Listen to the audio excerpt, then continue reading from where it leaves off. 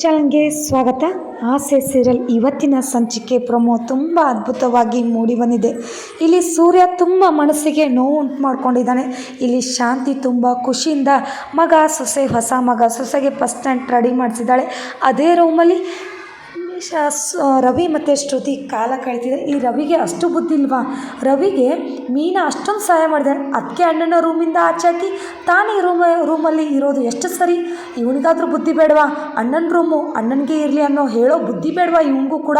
ಇವನು ಕೂಡ ಸ್ವಾರ್ಥಿನೇ.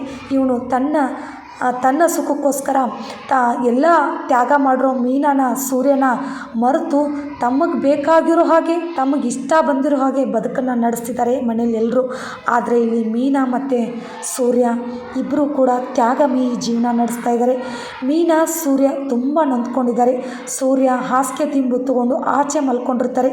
ಈ ಕಡೆ ಮೀನಾಗೆ ಒಳಗಡೆ ಮಲ್ಕೋ ಅಮ್ಮ, ಚಳಿ ಇರುತ್ತೆ ಅಂದರೂ ಕೂಡ ನೀವು ಇದ್ದಲ್ಲೇ ನಾನು ಇರ್ತೀನಿ ಅಂತ ಹಾಸಿಗೆ ತಿಂಬು ತಗೊಂಡು ಆಚೆ ಬರ್ತಾರೆ. ಮೀನಾ, ನಿನ್ನ ತ್ಯಾಗಕ್ಕೆ ಹ್ಯಾಂಡ್ಸಮ್ ಅಮ್ಮ, ನಾನು ಇದನ್ನೆಲ್ಲ ಸಹಿಸ್ಕೊಳ್ಳೋಕ್ಕಾಗ್ತಾಯಿಲ್ಲ. ಆದರೆ ನೀನು ಎಷ್ಟೊಂದು ಕಷ್ಟ ಆದರೂ ಕೂಡ ಸಹಿಸ್ಕೊಂಡು ಹೋಗ್ತಾ ಇದೆಯಾ. ನಿನ್ನನ್ನು ನಾನು ಏನಂತ ಹೇಳಬೇಕು ಅಂತ ಅರ್ಥ ಆಗ್ತಿಲ್ಲ. ನಿನ್ನ ಜೊತೆ ನಾನು ತಪ್ಪಾಗಿ ನನಗೆ ಸಾಕಾಗಿ ಹೋಗಿದೆ. ಈ ಮನೆಯಲ್ಲಿ ನಾವು ಏನು ಮಾಡಿದರೂ ಕೂಡ ಅವರು ತಮ್ಮ ಲಾಭಕ್ಕೋಸ್ಕರ ಬದುಕ್ತಾರೆ, ತಮ್ಮ ಖುಷಿಗೋಸ್ಕರ ಬದುಕ್ತಾರೆ. ಆದರೆ ನಾವು ಯಾವುದಕ್ಕೂ ಲೆಕ್ಕಕ್ಕಿಲ್ಲಮ್ಮ. ಈ ಮನೆಯಲ್ಲಿ ನಾವು ಇರೋದು ವ್ಯರ್ಥ, ಹೋಗೋಣ ಅಂತ ಹೇಳ್ತಾರೆ. ಆ ಮಾತನ್ನು ಕೇಳಿದಂಥ ರಂಗನಾಥ್ ಅವರು ತುಂಬ ಮನಸ್ಸಿಗೆ ನೋವು ಮಾಡಿಕೊಂಡು ಕಣ್ಣೀರು ಹಾಕ್ತಾ ಇದ್ದಾರೆ. ರಂಗನಾಥ್ ಅವರ ಅಳುನ ಸೂರ್ಯ ಒರೆಸ್ತಾರ? ರಂಗನಾಥ್ ಅವರು ಮೀನಾ ಸೂರ್ಯ ಮನೆ ಬಿಟ್ಟು ಹೋಗೋದನ್ನು ತಡಿತಾರ? ರಂಗನಾಥ್ ಅವರ ಮೇಲೆ ನಿರ್ಧಾರ ನಿಂತಿದೆ. ಇಲ್ಲಿ ಇವರೆಲ್ಲ ಕಪಟಿಗಳು, ಇವರೆಲ್ಲ ಮಾಡ್ತಿರೋದು ನಾಟಕ, ಇಲ್ಲೆಲ್ಲ ಮಾಡ್ತಿರೋದು ಮೋಸ.